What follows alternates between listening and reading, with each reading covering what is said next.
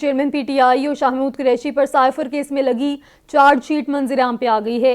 جج ابو الحسنات ذوالقرنین نے charge sheet آج چیئرمین پی ٹی آئی کو پڑھ کے سنائی تھی۔ چیئرمین پی ٹی آئی نے بطور وزیر اعظم غیر قانونی طور پہ سائفر اپنے پاس رکھا۔ چارج شیٹ میں بتایا گیا چیئرمین پی ٹی آئی نے سیکرٹ دستاویزات کو غلط طریقے سے استعمال کیا ہے۔ چارج شیٹ میں یہ بتایا گیا ہے سائفر پاکستان اور امریکہ کے درمیان انتہائی خفیہ دستاویزات تھی۔ شیٹ میں بتایا گیا سیکرٹ دستاویزات کو ممنوعہ مقام جلسے میں غلط طریقہ کار سے استعمال کیا گیا۔ چارج شیٹ میں بتایا گیا ہے سائفر کی خفیہ معلومات کو غیر ضروری افراد تک پہنچایا۔ چارج شیٹ کی جانب سے بتایا گیا ریاست کے مفاد کے خلاف معلومات آگے استعمال کرنے کے مجاز نہیں تھے۔ چارج شیٹ میں کہا گیا ہے وزارت خارجہ نے تماد کرتے ہوئے سائفر آپ کو فراہم کیا۔ آپ نے سائفر اپنے پاس رکھتے ہوئے سیاسی مقاصد کے لیے استعمال کیا۔ چارج شیٹ میں کہا گیا آپ نے اس عمل سے ملک کے سیکیورٹی سسٹم پر کمپرومائز کیا ہے۔ چارج شیٹ میں کہا گیا ہے تفصیلات جان لیتے ہیں نمائندہ کیپٹل ٹی وی شاہ زیب ملک سے۔ شاہ زیب اپڈیٹ کیجئے گا۔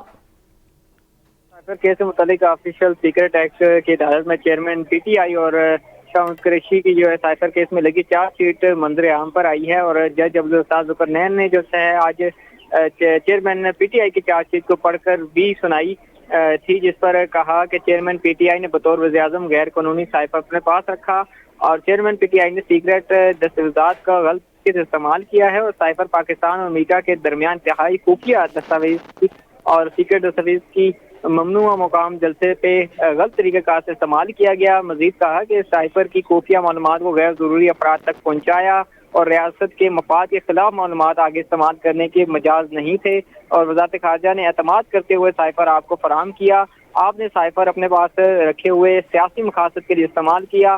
آپ اس عمل سے سائفر اور ملک کی سیکورٹی سسٹم پر کمپرومائز کیا اور آپ نے اس عمل سے ریاست پاکستان کی سیفٹی متاثر ہوئی ہے اور 28 مارچ 2022 کو بنی گالہ اجلاس میں ملزم شاہ محمود قریشی کے ہمراہ آپ نے سائفر کو اپنے مقاصد کے لیے استعمال کرنے کی منصوبہ بندی بھی کی ہے۔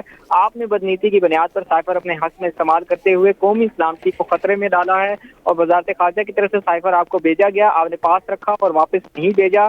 چارج شیٹ میں مزید کہا کہ غیر مجاز ہونے کے باوجود سائفر غیر قانونی طور پر سائفر اپنے پاس رکھا اور سائفر سیکورٹی ملک کی سیکرٹ سیکورٹی سسٹم کو آپ نے کمپرومائز کیا اور بیرون ملک پاکستان کی سیکورٹی سسٹم کو بھی کمپرومائز کیا۔ آپ آفیشیل سیکرٹ ایکٹ کے سیکشن 5 اور 9 کے مرتکب ٹھہرے ہیں۔ اس دوران سائفر کیس میں شاہ محمود قریشی کی بھی چارج شیٹ منظر عام پر آئی اور چیئرمین پی ٹی آئی کے جرم سے جس میں کہا گیا کہ آپ نے چیئرمین پی ٹی آئی کو جرم میں معاونت کی ہے۔